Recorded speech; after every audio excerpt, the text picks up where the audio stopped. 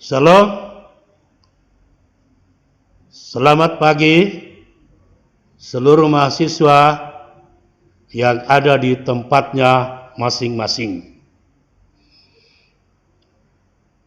Kita akan segera memulai belajar pada pertemuan yang keempat ini, dan mohon maaf agak terlambat karena ada teknik kesalahan sedikit. Jadi, mari kita segera mulai. Kita berdoa. Dengan kasih Kristus, kami semua bisa berkumpul, belajar melalui Zoom pada hari ini. Kiranya seluruh mahasiswa diberi hikmat dan kuasa untuk mengikuti pelajaran hari ini. Kami akan masuk pada pembelajaran yang keempat. Pertolongan Tuhan menyertai kami semua dari permulaan, pertengahan, sampai selesainya. Terpuji nama Tuhan. Haleluya. Amin.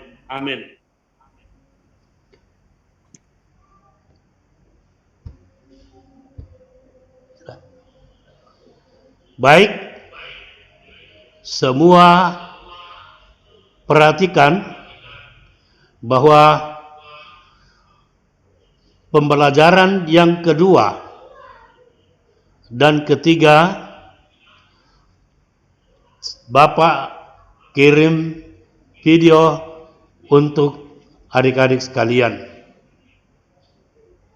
Hari ini kita akan belajar dari pembelajaran yang keempat tentang Allah pencipta manusia, atau manusia diciptakan oleh Allah, disebut antropologi. Allah menciptakan manusia atau antropologi menyelidiki organisme manusia, psikologi, fisika, budaya, dan sejarah perkembangannya. Dari abad ke abad, teologi juga memanfaatkan antropologi itu menyelidiki manusia dalam hubungannya dengan Allah. Pertama, manusia sempurna. Manusia ciptaan Allah kita akan pelajari. Pertama, manusia sempurna. Yang kedua, manusia yang tidak sempurna atau manusia yang berdosa. Yang ketiga, manusia yang disempurnakan kembali atau ciptaan baru dan dilahirkan kembali. Sekarang kita akan belajar manusia sempurna. Mengenal manusia yang diciptakan oleh Allah dalam keadaan sempurna. Allah telah menciptakan sorga, neraka, langit, bumi, lautan, dan segala sesuatu, baik yang di surga maupun yang di bumi, yang kelihatan dan yang tidak kelihatan. Tetapi Allah belum menciptakan manusia ciptaan Allah sesudah segala sesuatu ada.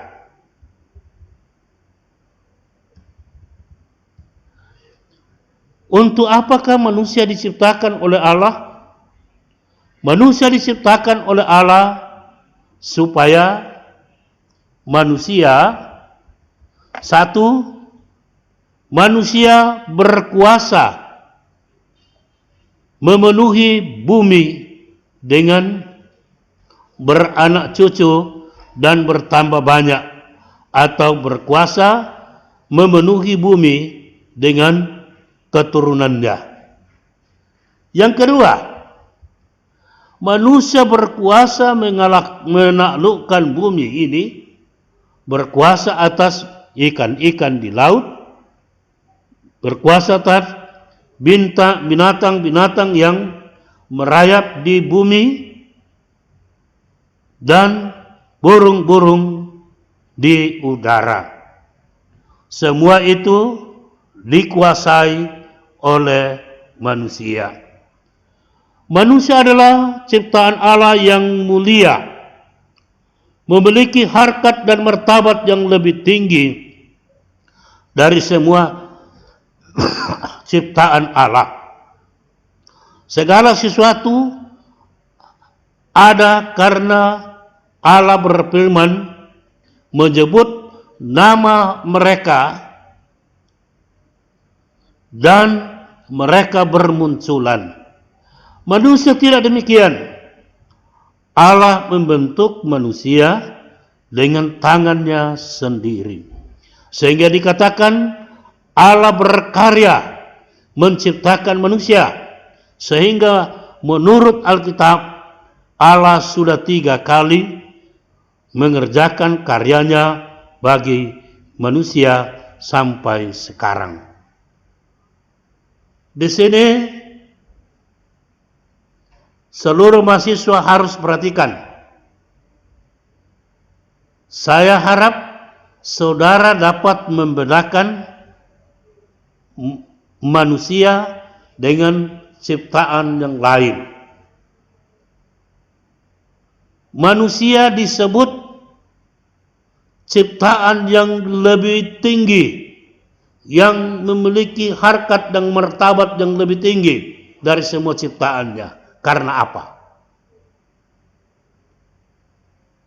Segala sesuatu yang diciptakan oleh Allah, Allah hanya berfirman menyebut namanya, dan semua bermunculan. Itu perlu diperhatikan. Sedang manusia tidak demikian. Manusia diciptakan langsung oleh Allah dengan tangannya sendiri. Itu sebabnya manusia dikatakan manusia adalah ciptaan hasil karya Allah. Dengan tangannya sendiri manusia diciptakan.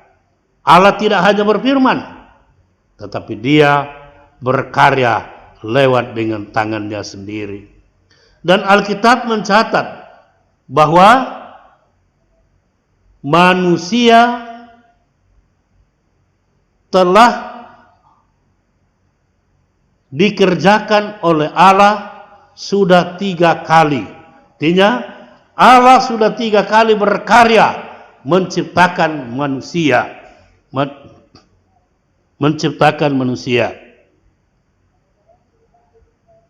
Manusia yang diciptakan Allah itu adalah manusia yang sempurna.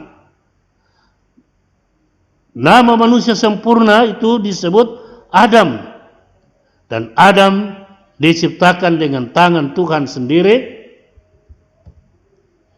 Allah membentuk manusia dengan tangannya sendiri. Sehingga firman Allah katakan, Tuhan Allah membentuk manusia dari debu tanah.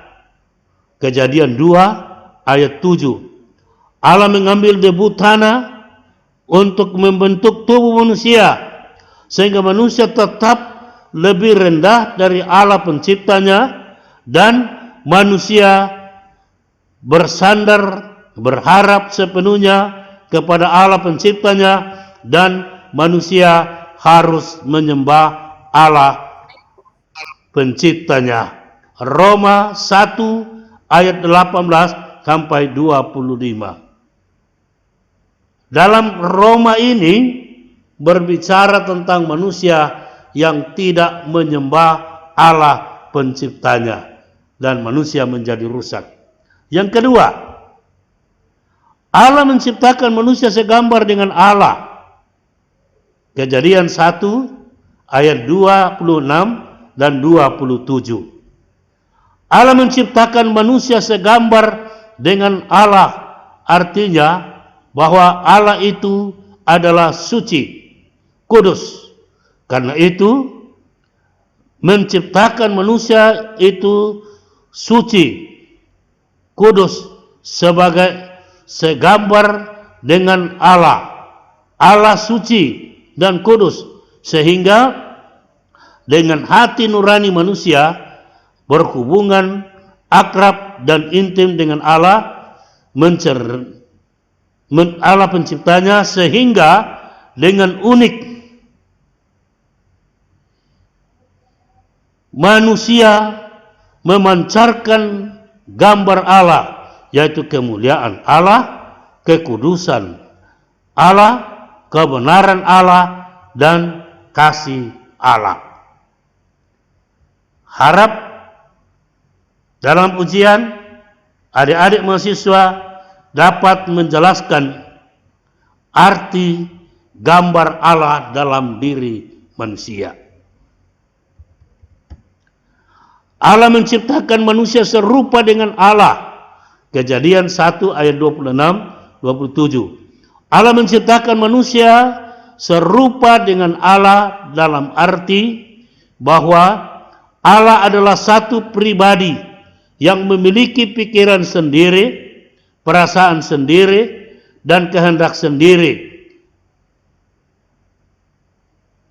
Menciptakan manusia serupa dengan Allah merupakan suatu pribadi memiliki pikiran, perasaan sendiri, dan kehendak sendiri. Dan hati nuraninya ada tempat Allah berbicara tentang kebenaran dan tentang apa yang salah, sehingga manusia memiliki pikiran yang dipimpin oleh Roh Kudus. Perasaannya dipenuhi sukacita, damai sejahtera Allah, dan kehendaknya manusia menuruti kehendak Allah, sehingga manusia memiliki kepribadian serupa dengan Allah penciptanya. Keempat, Allah menjadi manusia. Allah menjadikan manusia menjadi makhluk yang hidup. Allah menjadikan manusia menjadi makhluk yang hidup dengan menghembuskan napas hidup melalui hidungnya, sehingga manusia menjadi makhluk yang hidup. Napas hidup dari Allah adalah Roh Kudus. Untuk apakah Roh Kudus ada di dalam diri manusia?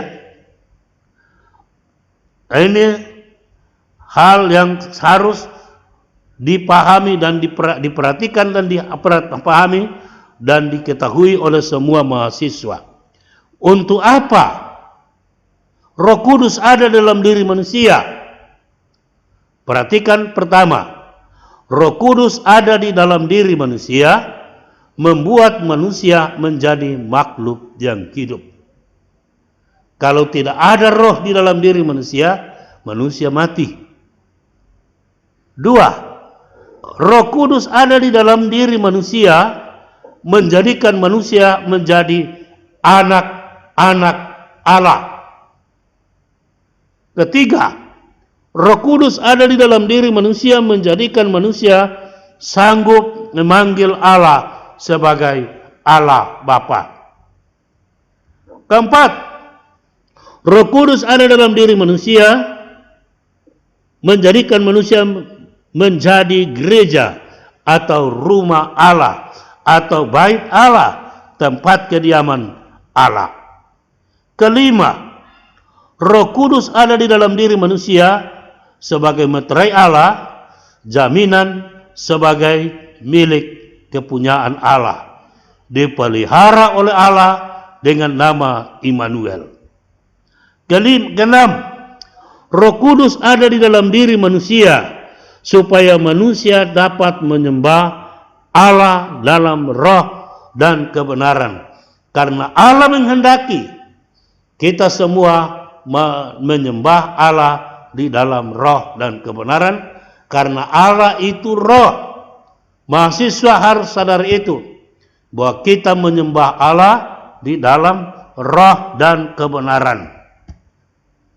Manusia sempurna itu hidup dalam kemuliaan Allah, hidup dalam kekudusan Allah, hidup dalam kebenaran Allah, dan hidup dalam kasih Allah, dan hidup menyembah Allah dalam roh dan kebenaran.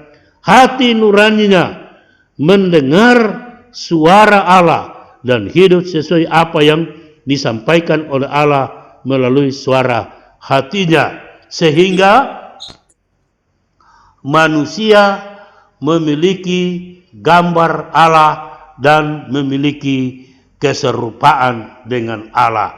Puji Tuhan, manusia sempurna hidup damai sejahtera dengan Allah penciptanya di Taman Eden. Allah menyapa manusia sebagai anak-anaknya, dan manusia memanggil Allah sebagai Allah Bapa.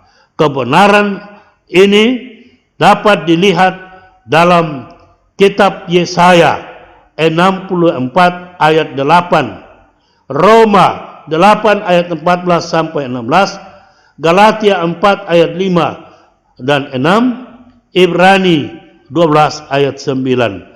Ayat-ayat ini berbicara tentang Allah pencipta disebut Allah Bapa.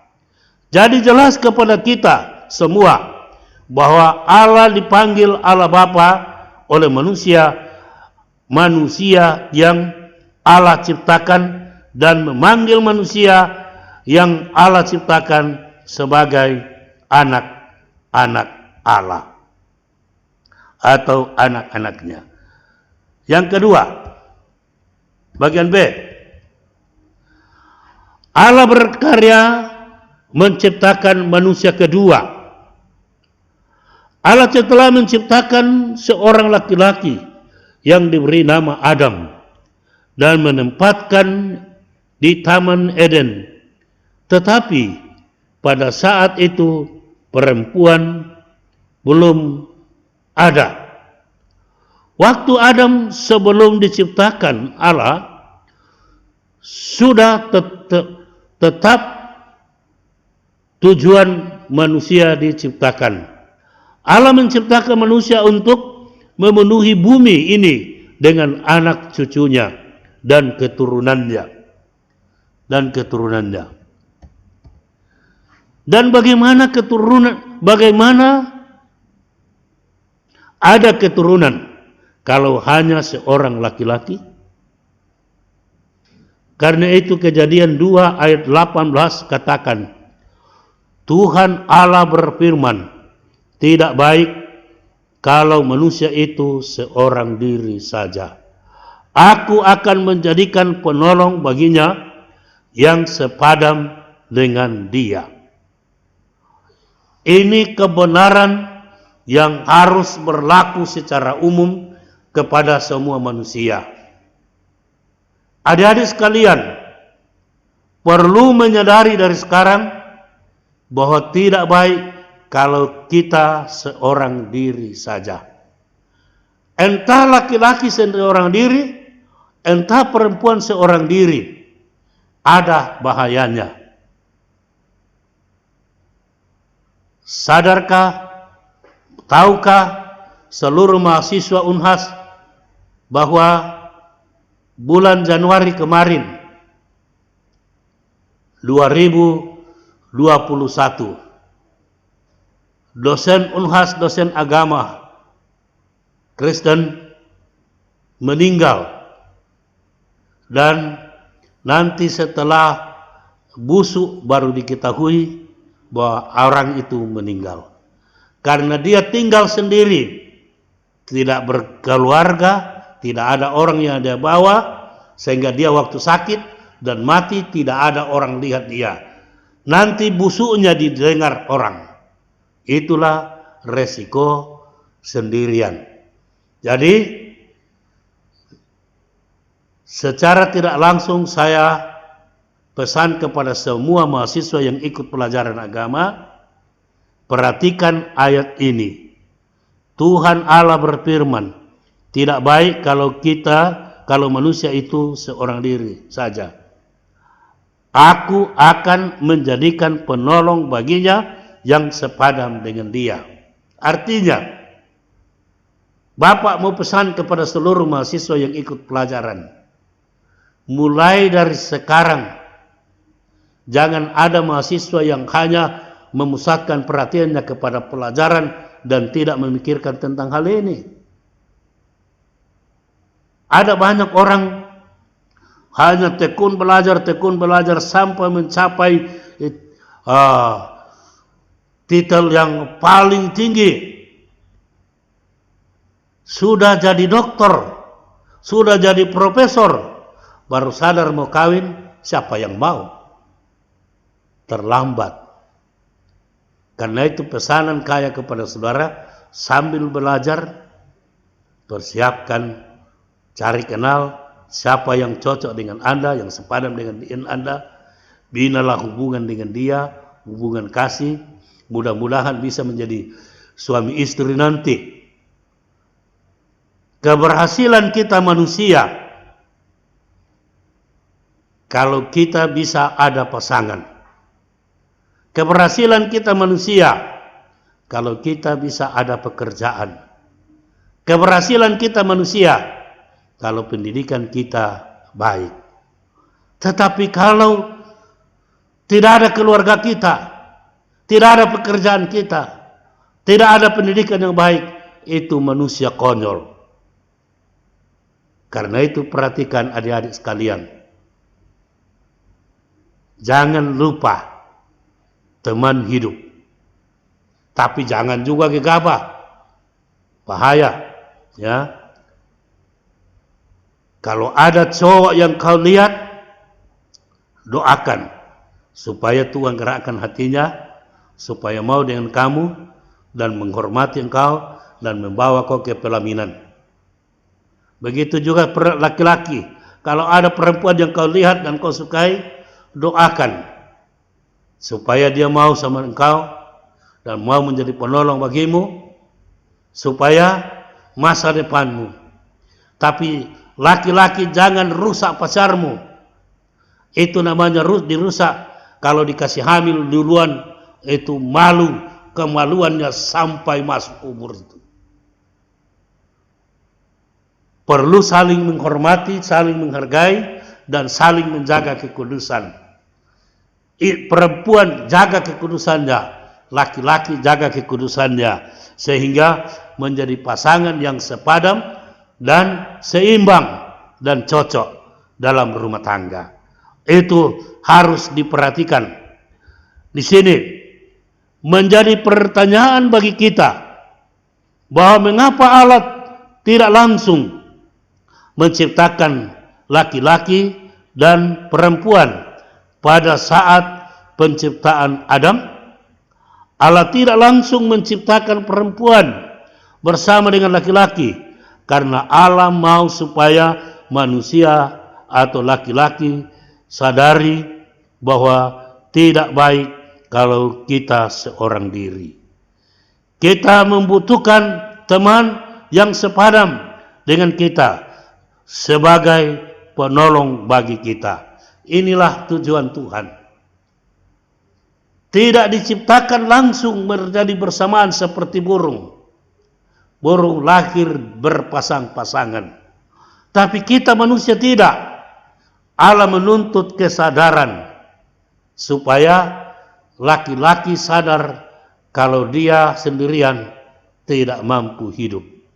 Butuhkan seorang penolong. Begitu juga perempuan. Jangan pikir bahwa perempuan hanya perempuan yang dipenolong. Laki-laki juga akan menolong perempuan. Sehingga di dalam pembelajaran ini saya katakan Allah membangkitkan kesadaran kepada Adam Waktu itu diberikan kuasa memberi nama kepada semua binatang. Adam melihat semua binatang ada temannya, tetapi Adam tidak ada temannya. Adam sadar bahwa tidak baik seorang diri saja. Demikian, di mana temanku? Selesai Adam memberi nama kepada semua binatang, ia lelah dan capek, dan Allah melihat bahwa Adam butuhkan seorang teman untuk menolong dalam melaksanakan tugasnya. Allah akan menciptakan seorang penolong kepada Adam, tetapi harus diambil dari dirinya. Adam tidur, dan Allah mengambil satu tulang rusuknya. Tulang rusuk itu Allah jadikan manusia yang disebut seorang penolong yang sepadan dengan Adam, dan diberikan namanya Hawa. Sesudah Hawa diciptakan oleh Allah, Allah membawanya kepada Adam, dan Adam menyambut Hawa dengan berkata, "Inilah tulang dari tulangku dan daging dari dagingku. Ia akan dinamai perempuan, sebab diambil dari laki-laki." Kok langsung dia tahu Adam bahwa ini yang perempuan diambil dari tulang, dari dagingku, dan dia dikembalikan. Dengan dasar ini, maka kita dapat katakan rumah tangga itu adalah lembaga yang kecil, tempat membina hidup saling mengasihi dengan tolong menolong, sehingga terciptalah hidup rukun dan damai. Tempat membina hidup saling mengasihi dengan tolong menolong berarti ibu menolong bapak, dan bapak menolong ibu, dan bapak dan ibu menolong anak-anak, dan anak-anak akan menolong bapak dan ibu. Maka terjadilah tolong menolong dan hidup rukun dan damai bersama-sama sebagai anak-anak Allah. Itulah tujuan Tuhan menciptakan rumah tangga. Jadi sekali lagi Bapak katakan kepada seluruh mahasiswa, rumah tangga itu adalah tempat membina hubungan kasih dengan tolong menolong. Bapak ditolong oleh ibu karena seorang laki-laki punya kelemahan banyak, dan seorang istri datang untuk menolong melengkapi kekurangan seorang bapak. Begitu juga seorang ibu. Seorang ibu mempunyai kekurangan banyak dan butuhkan seorang laki-laki sebagai suaminya akan menolong dia sehingga dia tertolong dia. Dalam kehidupan mereka bersama sebagai suami istri, mendapatkan anak,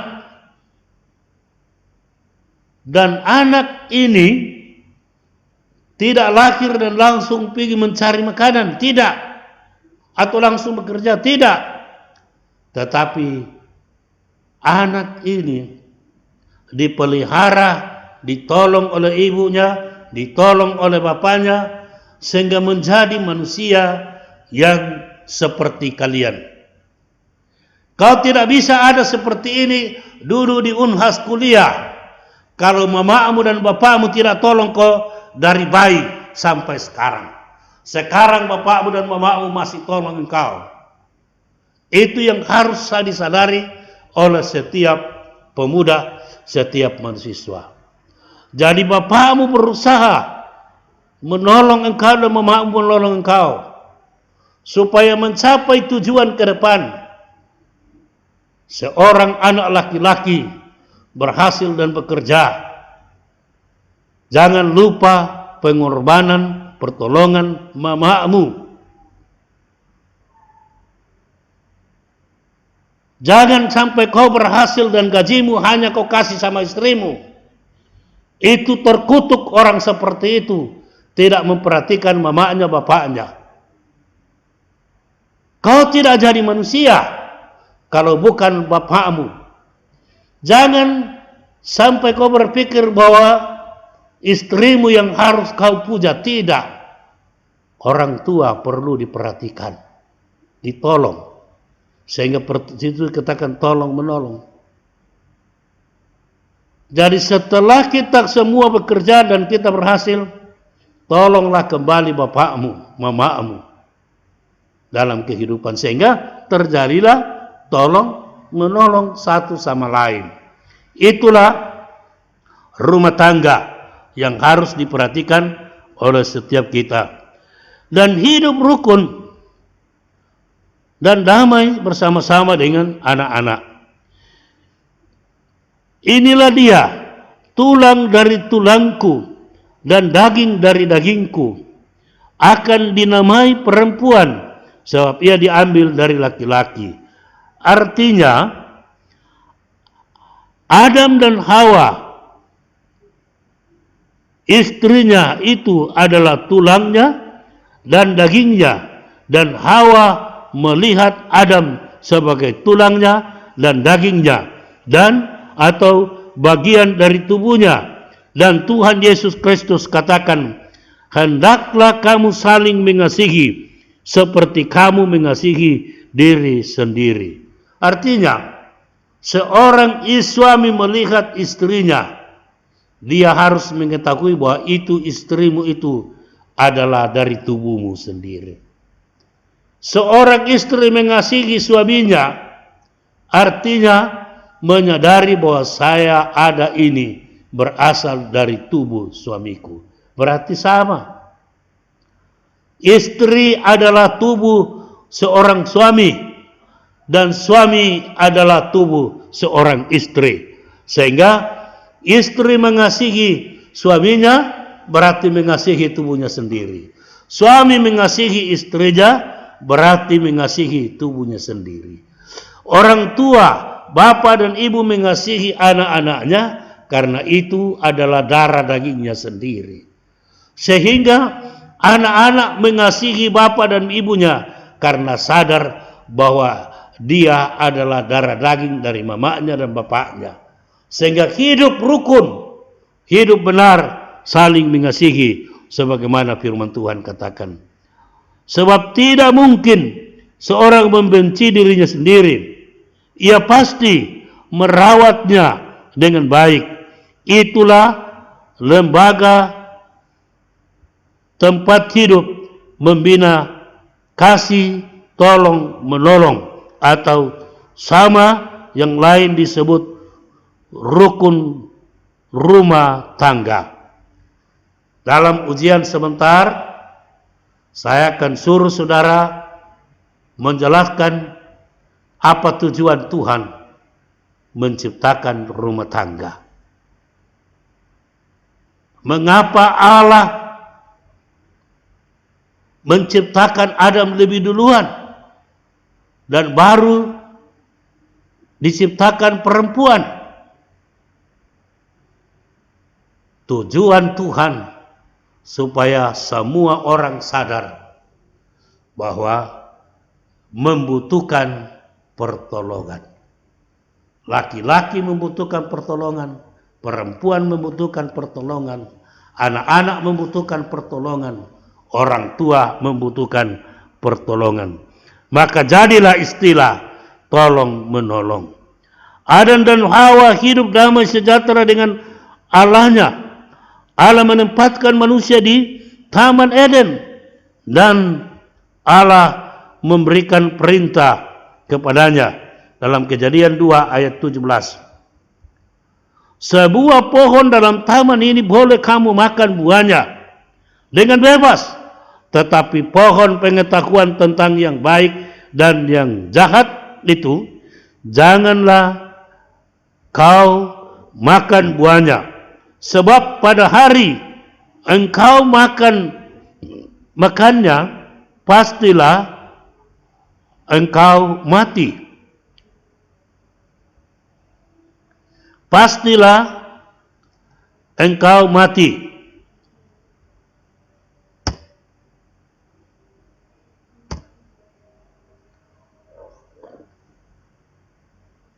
Adik-adik mahasiswa, inilah hukum yang pertama diberikan kepada manusia. Dan ini pusat hukum, seluruh hukum. Alkitab adalah induk hukum, pusat segala hukum yang ada di dunia ini. Harus saudara pahami itu. Sekarang kita fakultas hukum, tapi harus tahu hukum berpancar dari hukum Allah. Dan hukum pertama, Kejadian 2 ayat 17. Itu jelas sekali. Ini hukum pertama bagi manusia pertama. Dulu manusia baru 2. Dan hukumnya inilah. Sebuah pohon dalam taman ini boleh kau makan buahnya dengan bebas, tapi pohon pengetahuan tentang yang baik dan yang jahat itu janganlah kamu makan buahnya, sebab pada hari engkau makannya pasti engkau mati. Jadi ada hukum dan ada sanksi hukum, yaitu kalau melanggar mati. Ini hukuman mati. Itulah sanksi hukum pertama. Adik-adik sekalian, perhatikan,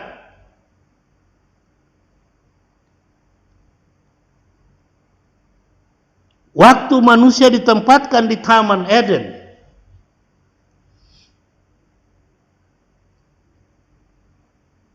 baru 1 orang. Tapi setelah diciptakan Hawa sebagai penolong, maka terjadilah seperti yang kita lihat.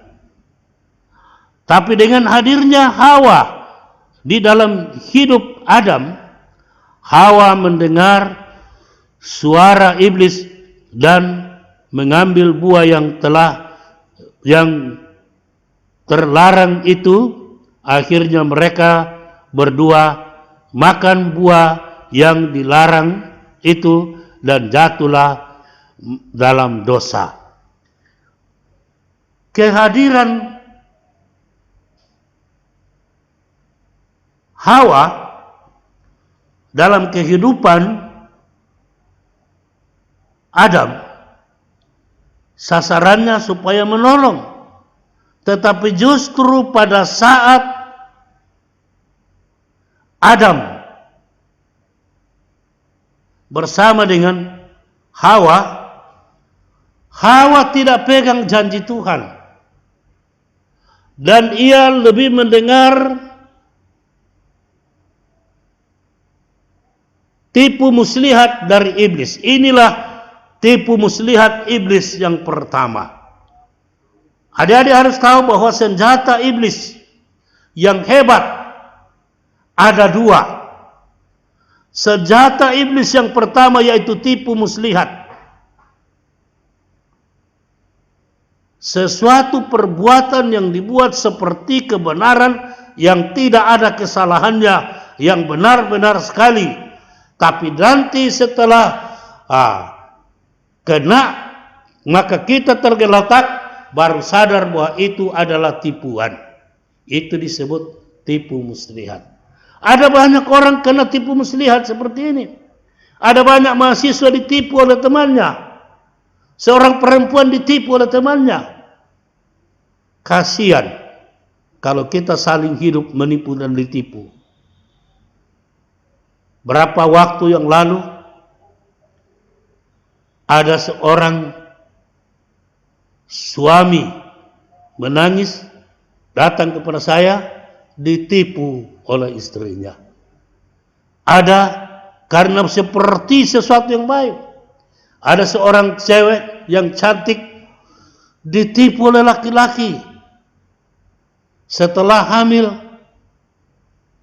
baru laki-laki lari, menangislah perempuan, tenggelam di dalam dosa. Itu tipu muslihat. Iblis begitu datang kepada Hawa, mengatakan perkataan-perkataan yang manis, dan Hawa larut dalam omongan yang manis. Akhirnya mengambil buah yang terlarang dan ia makan dan berikan juga kepada suaminya, dan suaminya tanpa sadar dan makan. Akhirnya dua-dua jatuh di dalam dosa. Adik-adik sekalian, memang penting untuk berpikir yang baik. Jangan dipengaruhi oleh istri. Harus tahu bahwa itu salah. Kalau istri melakukan kesalahan, suami harus menolong dia, beritahukan bahwa itu salah. Kalau suami melakukan kesalahan, istri harus memberitahukan kepada dia bahwa itu salah, sehingga tidak jatuh di dalam dosa. Tapi Adam dan Hawa di sini terpikat oleh tipu muslihat iblis, sehingga tidak mampu menolak dan terima. Akhirnya jatuh tergeletak, jatuh ke dalam dosa. Pada waktu jatuh ke dalam dosa, apa yang hilang? Yang hilang dari kehidupan manusia pada saat itu adalah kemuliaan Allah. Kemuliaan Allah itu adalah pakaian manusia. Kemuliaan Allah yang membungkus manusia sehingga manusia hidup dalam kemuliaan. Tapi pada waktu jatuh di dalam dosa, kemuliaan ini hilang. Manusia telanjang, malu, dan masuk rumput sembunyi, memakai daun-daun untuk tutup kemaluannya. Itulah akibat dari dosa. Kemuliaan kita, apa yang kemuliaanmu sekarang sebagai anak-anak Tuhan? Kemuliaan yang ada pada kita adalah pakaian yang ada pada saudara. Tetapi ini kemuliaan sementara. Ada disiapkan kemuliaan yang akan dipakaikan nanti kalau kita masuk ke surga. Ini dia. Hilang kemuliaannya pada waktu Adam dan Hawa jatuh ke dalam dosa. Waktu jatuh ke dalam dosa, Allah datang dan memanggil Adam. Adam, Adam, di manakah engkau? Tapi Adam sembunyi dalam rumput-rumput. Dan Allah bertanya, apakah yang engkau perbuat? Apa engkau makan buah itu? Adam bilang, karena perempuan yang Tuhan taruh di sampingku itu yang berikan aku makan. Perempuan ditanya, siapa suruh kau makan? Ular yang suruh. Sehingga terjadi saling menuduh di antara manusia. Mati dikatakan pada waktu engkau makan buah itu, engkau mati. Dan pada waktu Adam dan Hawa makan buah yang dilarang itu, Adam dan Hawa langsung mati.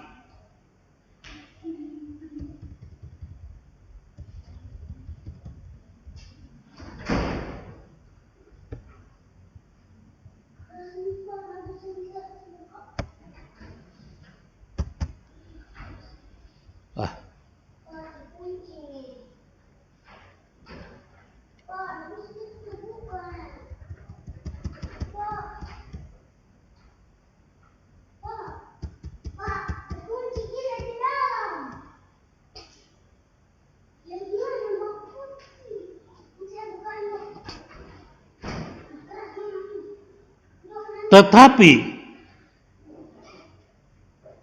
dengan hadirnya manusia, perempuan itu membawa malapetaka kepada Adam. Makan buah dan mereka berdua disebut mati. Mati dalam arti putus hubungan dengan Allah. Berarti mati secara rohani. Manusia tidak bisa menyembah Allah dan manusia tidak menjadi anak-anak Allah lagi. Itu akibat kematian karena dosa. Kemudian manusia sudah mati rohani akan mengalami kematian jasmani. Kematian jasmani artinya tubuh manusia akan berpisah dengan roh dan jiwanya. Tubuhnya kembali ke tanah dan roh jiwanya kembali kepada Allah. Manusia juga akan mengalami kematian kekal. Kematian kekal ialah perpisahan manusia dengan selama-lamanya dengan Allah penciptanya, karena manusia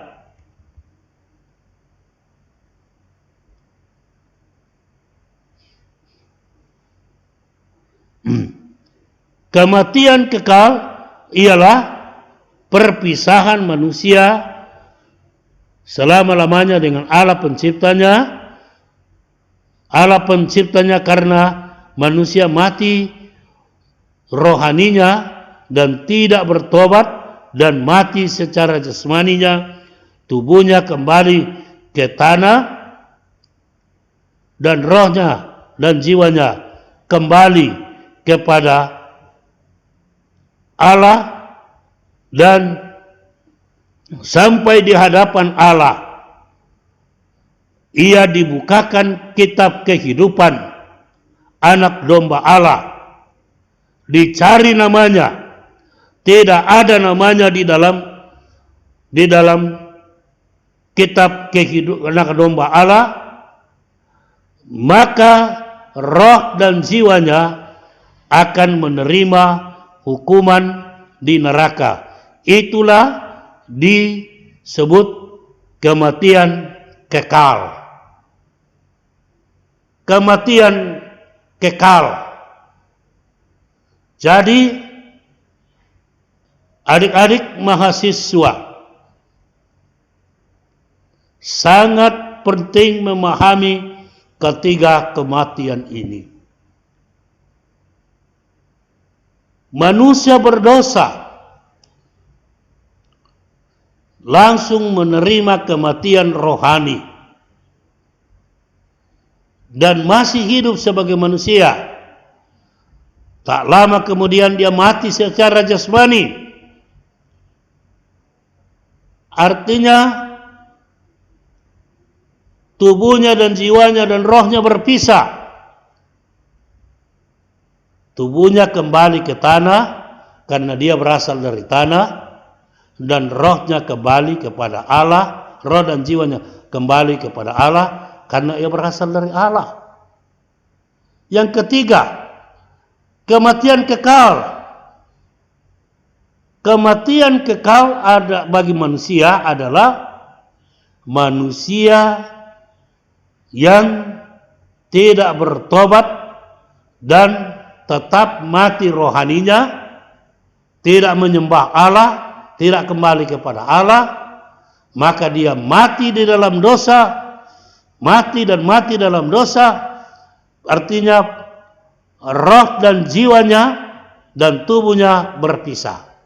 Tubuhnya kembali kepada tanah dan rohnya kembali kepada roh dan jiwanya kembali kepada Allah.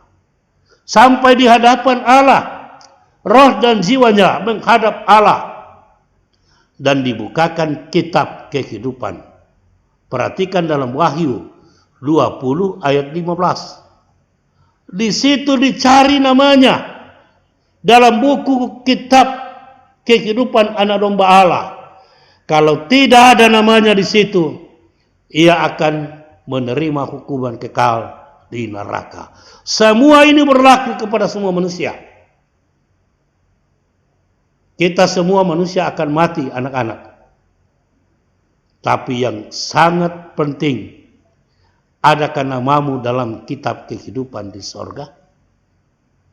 Kalau tidak ada namamu dalam buku kehidupan di sorga, kau mati akan menerima kematian kekal, yaitu hukuman di dalam neraka. Ini benar. Seluruh mahasiswa harus sadari itu. Kalau ada kesalahanmu, ada dosamu, bertobat dan kembali kepada Allah, maka kau akan diampuni dan namamu akan didaftar dalam kitab kehidupan. Bahwa engkau telah bertobat, engkau telah menerima nama Yesus sebagai Tuhan dan Juru Selamat. Orang Kristen yang tidak ada namanya dalam buku kehidupan atau buku dalam kitab kehidupan anak domba Allah tidak akan masuk surga, tempatnya ada di neraka. Karena itu perlu diperhatikan. Ini manusia mulai dari Adam berada dalam posisi seperti itu. Tidak ada namanya dalam buku kehidupan. Kemudian bagian C kita perhatikan. Kesatuan manusia ciptaan Allah. Allah Alkitab memberitahukan kepada kita bahwa Allah menciptakan manusia satu pasang saja, yaitu Adam dan Hawa, dan menempatkan di Taman Eden, dan Allah berfirman kepada mereka dalam Kejadian 1 ayat 28, beranak cuculah dan bertambah banyaklah dan penuhilah bumi. Hanya dua manusia yang ada. Alkitab beritahukan tidak ada manusia lain yang diciptakan oleh Tuhan, hanya dua orang ini. Karena itu Tuhan berfirman bahwa semua orang di dunia ini adalah keturunan Adam. Beranak cuculah dan bertambah banyak, dan bertambah banyak, banyaklah, penuhilah bumi. Penuhilah bumi dengan keturunanmu. Jadi bangsa hitam, putih, merah, kita semua sama, anak-anak keturunan Adam dan Hawa. Itu yang harus dipahami oleh setiap orang. Biar dia orang hitam, biar dia orang putih, biar dia orang merah, biar dia orang kuning, biar dia orang apa, semua anak-anak keturunan Adam dan Hawa. Itu menurut Alkitab.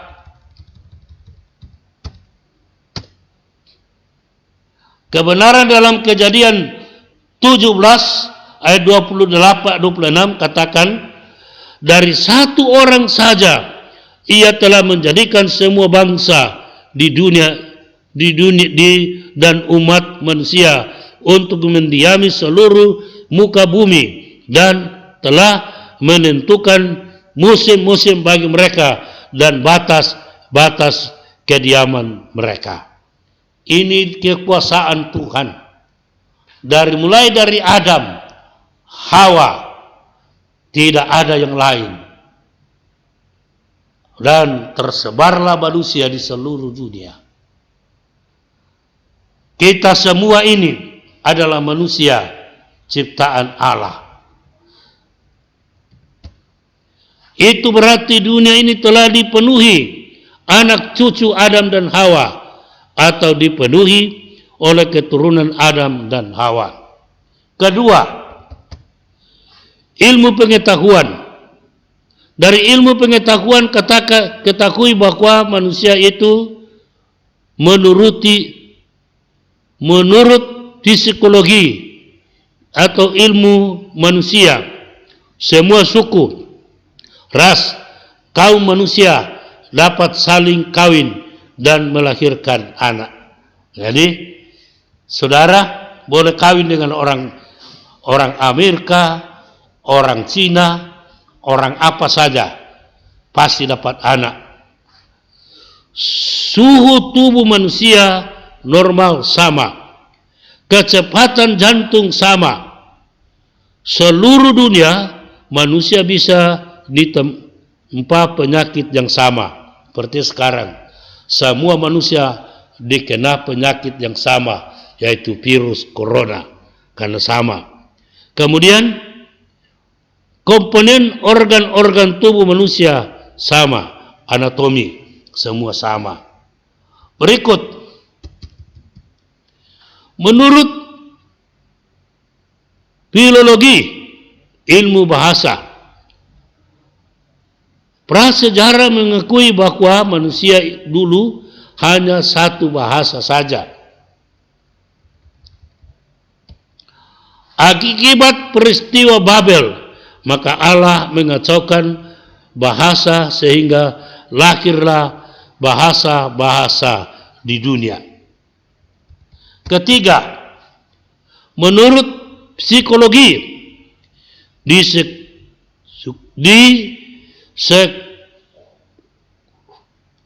di seluruh dunia, semua bangsa memiliki ciri-ciri moral yang umum, sama. Menurut sejarah, sebuah suku bangsa mengakui manusia di dunia ini. Satu nenek moyang, yaitu nenek moyang dari Asia Tenggara. Struktur permanen manusia. Manusia terdiri dari skala yang kelihatan, yaitu tubuh, fisik, dan niskala yang tidak kelihatan, yaitu jiwa dan roh.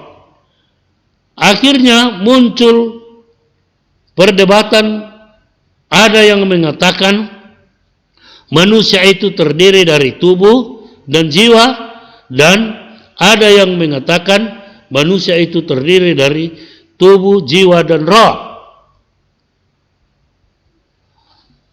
Sehingga disebut dikotomi. Dikotomi adalah pandangan yang mengatakan manusia itu terdiri dari tubuh dan roh, karena mereka semakin tenang oleh roh dan jiwa atau hati sama. Kedua, trikotomi. Trikotomi adalah pandangan yang mengatakan bahwa manusia itu terdiri dari 3 unsur, yaitu tubuh, jiwa, dan roh. Tubuh adalah bagian yang kelihatan. Jiwa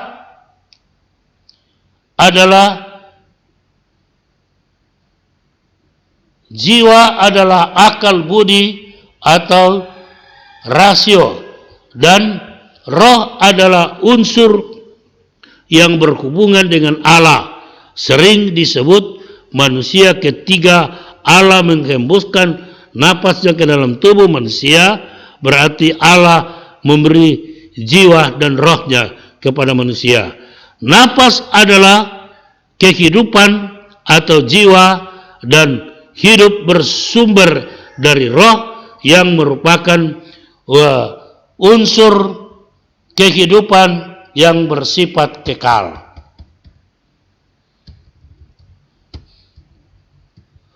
Struktur moral manusia atau kepribadian manusia.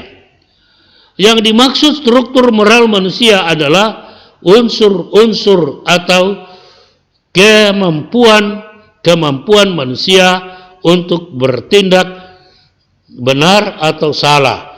Unsur ini meliputi intelek atau kecerdasan pikiran atau pikiran sendiri. Kedua, emosi, perasaan sendiri mendorong manusia mengambil salah satu tindakan moral atau tindakan bermoral. Ketiga, kehendak adalah dorongan yang sangat untuk bertindak dalam situasi tertentu, merupakan puncak proses berpikir, perasaan, emosi, dan fungsi kehendak Allah memberi semangat pada intelek dan emosi untuk bertindak. Hati manusia adalah tugas besar untuk menentukan apakah perbuatan seorang sesuai dengan patokan berdasarkan ilmiah. Suara hati mempertimbangkan apa yang orang itu telah menyesuaikan diri dengan patokan-patokan yang diakui secara umum atau tidak. Hati nurani atau suara hati adalah kuasa yang ada di dalam diri manusia untuk menghakimi pikiran serta menyatakan mana yang benar dan mana yang salah. Jadi, intelek, emosi, kehendak, dan hati nurani merupakan penggerak kekuatan moral manusia. Jika empat unsur ini jelek, maka kelakuan manusia pasti jelek. Tetapi kalau keempat unsur moral seseorang baik, pasti hidup baik dan juga berkenan kepada manusia dan berkenan kepada Allah. Itulah kepribadian manusia.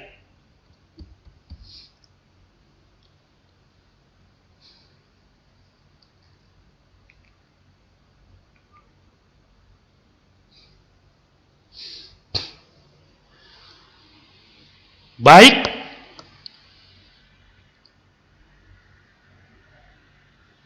pembelajaran kita sampai di sini dulu. Minggu depan kita masuk dalam mengenal manusia berdosa atau manusia yang tidak sempurna, dan kita mengenal manusia yang diperbaharui kembali atau manusia baru yang disebut manusia diciptakan kembali. Puji Tuhan, adik-adik sekalian, mahasiswa di mana saudara berada, tekun belajar, perhatikan apa yang telah kita pelajari. Baik pembelajaran pertama, kedua, dan ketiga, dan keempat hari ini khusus tentang manusia ciptaan Allah.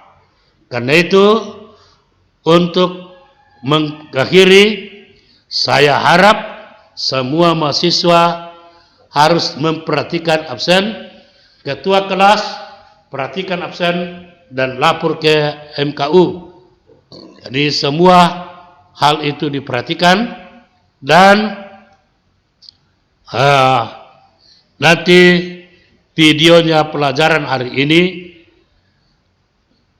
kalau selesai mungkin akan dikirimkan kepada saudara sehingga saudara bisa ulang putar dan baca sehingga pada waktu ujian tidak akan lupa.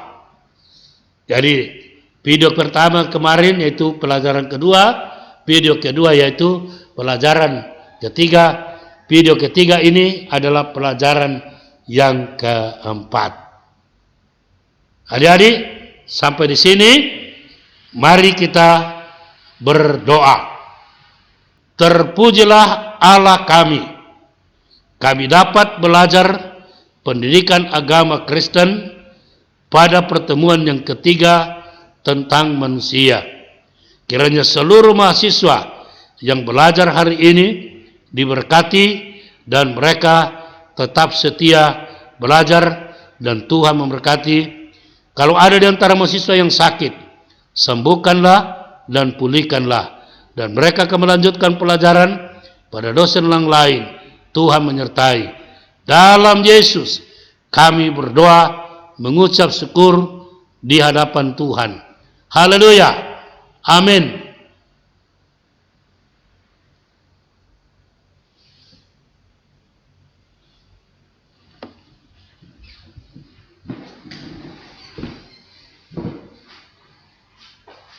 Terima kasih Pak.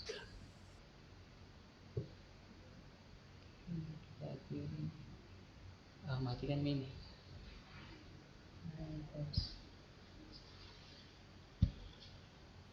Terima kasih Pak. Terima kasih Pak. Sehat-sehat Ya, Pak. selamat Tuhan berkati kalian.